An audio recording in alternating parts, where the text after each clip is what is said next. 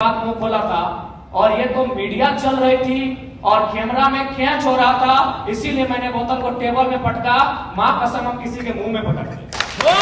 अगर आप चाहते हैं मेरे अंदर की आक्रामकता कम हो, आप चाहते हैं मेरे अंदर की उग्र भावना कम हो, तो आज प्रबुद्ध लोग बैठे हैं। आज माननीय मंत्री दीदी बैठी है, आज माननीय मंत्री महोदय बैठे हैं, मंत्री तीन मंत्री बैठे हैं, आज प्रदेश अध्यक्ष महोदय बैठे, सांसद महोदय बैठे हैं, झारखंड मुक्ति मोर्चा के खिलाफ पालनहार बैठे, आज विधायक मैडम बैठी है, यहाँ भी विधायक बैठे हैं, यहाँ भी एक विधायक बैठे हैं। ये लोग तय करें कि इस प्रकार का जुल्म, शोषण, अत्याचार एक आम व्यक्ति पे, यानी जो लोग हाशिए पर हैं, जो लोग निम्न स्तर पे हैं, उनके साथ अन्याय नहीं होगा। जयराम महतो प्रेम की कविताएं लिखेगा, इनकलाब की बातें नहीं करेगा। देखिए, हम भी एक पढ़ा लिखा छात्र हैं और वर्तमान में पीएचडी का स्कॉलर है।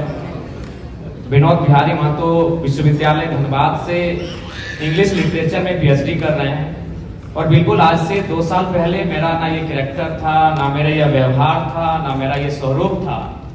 लेकिन यदि आप पा रहे हैं कि मेरे अंदर आक्रामकता आई है, यदि आप पा रहे हैं कि मेरे अंदर कुछ हिंसक विचारधारा आई है, ठीक है, मैं स्वीकार करता हूँ, खुले मंच पे स्वीकार करता हूँ।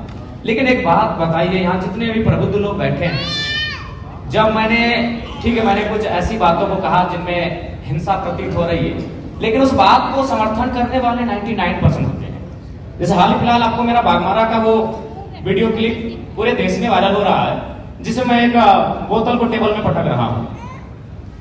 उस वीडियो को जो अपने आप को सो कॉल्ड पढ़े लिखे मानते हैं, उन्होंने कहा कि नहीं ये गलत है, लेकिन 99% लोगों ने कहा कि नहीं ये सही है, ये लड़का ठीक कर रहा है। अब सवाल ये है कि ठीक है, मेरी बातों में हिंसा है, लेकिन हिंसा की विचारधारा को 99% लोग पसंद क्यों कर रहे हैं? ये इस राज का सबसे बड़ा कारण है। यानी इसका कारण ये है कि आज एक आम व्यक्ति लोकतांत्रिक भारत में, अलग झारखंड राज्य में, स्वतंत्र भारत में इतना दबाया जा रहा है, इतना सताया जा रहा है, इतना उसका दमन, इतना दोहन किया जा रहा है, उसके साथ इतना अत्याचार किया जा रहा है, तो मेरे इन विचारों को पसंद कर रहा है, लाइक कर रहा है। उदाहरण के लिए जो बागमारा को लेकर आप चर्चा करें, जिस वीडियो की, जिस मेरे वीडियो को आज पूरे देश में लगभग 50 लाख से ज्यादा लोगों ने देखा, मैं आपको थोड़ा बता ही देता हूं। वहां बीसीसीएल की एक योजना है, बीसीसीएल खनन का कार्य करती है। ये आपको भी मालूम है कि अब सारी कंपनियां टेंडर देती है। वहां टेंडर दिया है संजय उद्योग को और खेमका कंपनी को। वहां जो मजदूर है 2018 से काम कर रहे हैं, यानी 6 साल है, 6 साल से उनका वेतन वही का वही है। और सबसे ताज्जुब और हैरत की बात है कि उनका एचपीसी वेतन 32,000 होता है। ताज्जुब कीजिएगा और लोकतंत्र के होने पे शर्म भी कीजिए, उनको 6,000 वेतन मिलता है। उससे भी ताज्जुब की बात है कि ना बीसीसीएल जिम्मेवारी ले रही है कि किनके वर्कर हैं, और ना ही खेमका और संजय उद्योग जिम्मेवारी ले रही है ये किनके वर्कर हैं। उससे भी ताज्जुब की बात है, उनको जो पेमेंट मिलता है 4,000 मिलता है, 6,000 मिलता है, वो पेमेंट ना बीसीसीएल दे रही है, ना संजय दे रही है, ना खेमका दे रही है। तो बताइए किसका खून नहीं खोलेगा? मैं बनावटी इंसान नहीं हूं। उस मीटिंग में 52 मिनट डिस्कशन हुआ था, मैंने 52 मिनट के बाद मुंह खोला था और ये तो मीडिया चल रही थी और कैमरा में कैच हो रहा था, इसीलिए मैंने बोतल को टेबल में पटका। मां कसम हम किसी के मुंह में पटक दी। आपके पांव तले जमीन खिसक जाएगी। जब आपने छेड़ा है तो सुन लीजिए। यही विनोद बिहारी विश्वविद्यालय में एक कंपनी, एक एजेंसी ने टेंडर लिया है, मजदूरों को ज्वाइनिंग लेटर के साथ साथ रिजिग्नेशन लेटर पे साइन करा गया। इस भारत में कहां होगा यार? मैं आक्रामकता की बातें करता हूं, कारण कौन है? रिजिग्नेशन लेटर में साइन कराया गया है, कौन देगा उत्तर? भारत देश में 4 स्तंभ है कहने को, न्यायपालिका, कार्यपालिका, विधायिका, पत्रकारिता। कौन रिस्पॉन्सिबल है कि ज्वाइनिंग? ताज्जुब की बात है, ज्वाइनिंग लेटर भी मिला है और इनको साइन भी करा लिया है। क्या बोलता है रिजिग्नेशन लेटर? रिजाइन लेटर में भी साइन करवाया गया।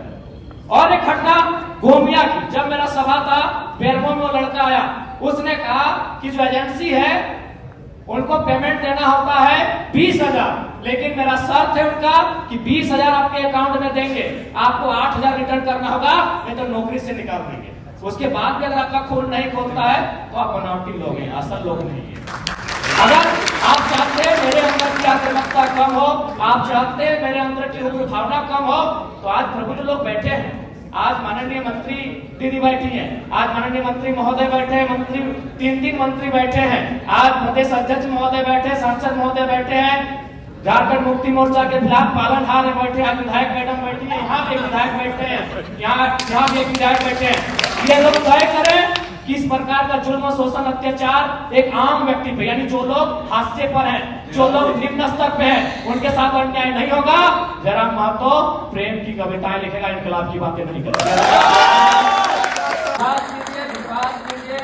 वो व्यक्ति का भी नाम बता देंगे, ऐसा नहीं। एग्रेसिव गवर्नमेंट आनी चाहिए और मेरा यही एग्रेशन मेरे मुझ में रहेगा, क्योंकि मैं ना संजय मेहता जी के तर्ज पे मैं बरी से आता हूँ, ना मैं चौपारण से आता हूँ, ना मैं गढ़वा से आता हूँ, मैं धनबाद से आता हूँ। मैं एक घटना सुनाता हूँ सुरेश महतो की, और विधायक मैडम बैठी है, हालांकि उस समय वो बहुत किस्सा पुराना है, वो झरिया विधानसभा की घटना है, वो भोरा क्षेत्र की घटना है। एक व्यक्ति, उनका नाम है सुरेश महतो, मैं उस कौम का बेटा हूँ। एक व्यक्ति थे, उनका नाम था सुरेश महतो, मैं उस कौम का बेटा हूँ। उनको मारा गया था, उनकी सांसें थी, उनके दोनों पांव को काटा गया था, उनकी सांसें चल रही थी, उनके दोनों हाथ को काटा गया था, उनकी सांसें चल रही थी, उनके दोनों आंख को निकाला गया था। इसीलिए मैं मीठी बात करने नहीं जानता, मुझे लगता है मैं उस क्षेत्र से आता हूं जहां हमने सिर्फ कत्लेआम देखा है। झारखंड अपने बनाया है भैया, निर्मल महतो के सीने में गोली लगे थी, तब झारखंड का चर्चा दिल्ली में हुआ था, तब राजीव गांधी को पता चला था कि हाँ झारखंड की डिमांड किया जा रहा है। तो मुझे लगता है एक बार ये श्रीमान, ये नियम कानून, एक बार एग्रेशन की गवर्नमेंट होनी चाहिए, बाकी युद्ध डिसाइड करे। मेरा जो व्यवहार है फॉलो अप के मंच में भी मेरा यही व्यवहार है, पसंद लगे वोट कीजिएगा, ना लगे इग्नोर कीजिए। नहीं, आप जो बोल रहे हैं, आप जयराम जी बोल रहे हैं, सुनने में अच्छा लग रहा है, आप बोल रहे हैं नहीं सुनने में नहीं, आप तो झारखंड राज्य को नहीं समझते सर। मैं बोल रहा हूँ एग्रेशन, नहीं आप नहीं समझते झारखंड राज्य को, मैं एग्रेशन सुनने में अच्छा नहीं लगता, यही क्वालिटी है। एग्रेशन क्या मतलब जानते हैं आप झारखंड राज्य को महोदय? एग्रेशन मतलब आप क्या जानते हैं झारखंड राज्य को?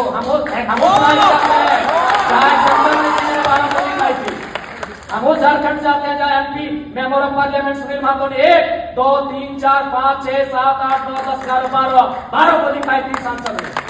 क्या सुनने में समझता है जब आप झारखंड को नहीं जानते? एग्रेशन मतलब क्या? एग्रेशन मतलब यही है कठोर डिसीजन, त्वरित कार्रवाई।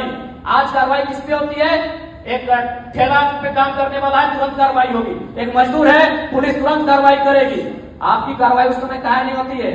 जब बड़े बड़े लोग आपकी गिरफ्त में आते हैं, बड़ी बड़ी मछलियां जाल में फंसती हैं, क्यों कार्रवाई नहीं होती? हम लोग आते हैं तो छोटा रहे या बड़ा रहे, जो गलत रहे उस पर कार्रवाई हो। मेरा सवाल वही था कि एग्रेशन मतलब क्या? एग्रेशन मतलब एक कठोर डिसीजन। एग्रेशन मतलब एग्रेशन का मतलब है कोई दबाव नहीं, एग्रेशन का मतलब है कॉर्पोरेट से कोई भय नहीं, एग्रेशन का मतलब है अमीरों के चंदे से पलना नहीं। एग्रेशन का मतलब होता है लीडर होके, निष्पक्ष होके झारखंड के मुद्दों पे बात करना, झारखंड के मुद्दों के समाधान करने के लिए प्रयास करना। एग्रेशन का मतलब, मेरा सवाल बार बार वही है कि क्या गाड़ी पर चढ़कर भाषण देना या फिर योगी की तरह बुलडोजर चलाना? देखिए, भाषण देना हमारा सिद्धांत नहीं रहा है।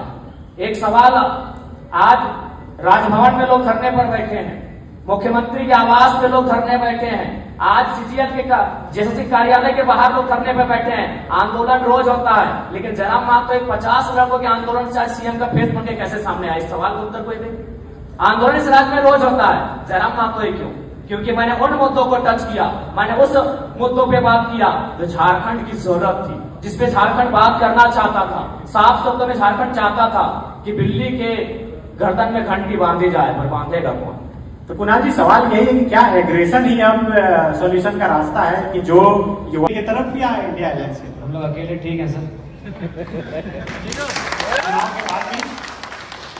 चुनाव के बाद भी हम लोग जनता से हम लोग आशा और अपेक्षा रखे हैं कि हम लोग को अकेले इतनी ताकत दी जाए कि इस राज्य के लिए बेहतर और भला कर सकें। तो आप 81 सीट पर लड़ रहे हैं और चुनाव के बाद जो भी स्थिति हो आप कहीं नहीं जा रहे? जी, हम लोग को लगभग 70 सीटों से आवेदन मिला है, वहां तो लड़ना ही लड़ना है। बाकी सीटों पर अगर अच्छे प्रत्याशी दमगर मिले तो निसंदेह हम लोग 81 सीटों तक पहुंचेंगे और चुनाव लड़ेंगे। चलिए, बहुत शुक्रिया आप तमाम अतिथियों का। अब नेक्स्ट सेशन आवाज आई कि आप कौन बोल रहे हैं? तो हमने कहा कि हम जयराम कुमार महतो बोल रहे हैं, वर्तमान में गिरिडीह लोकसभा लड़े हैं। तो बोला नहीं, आपसे हम परिचित नहीं है। तो हमें लगा कि शायद वो विधायक या सांसद की पैरवी सुनना चाहते हैं। तो मैंने इतना कहा था कि 2 महीने के बाद चुनाव है, हम बेरमो भी लड़ेंगे, गोमिया भी लड़ेंगे, डुमरी भी लड़ेंगे। अगर वहां से कोई भी सीट जीत के आ जाते हैं तो आपको दामोदर नदी में ले जाकर डाल देंगे।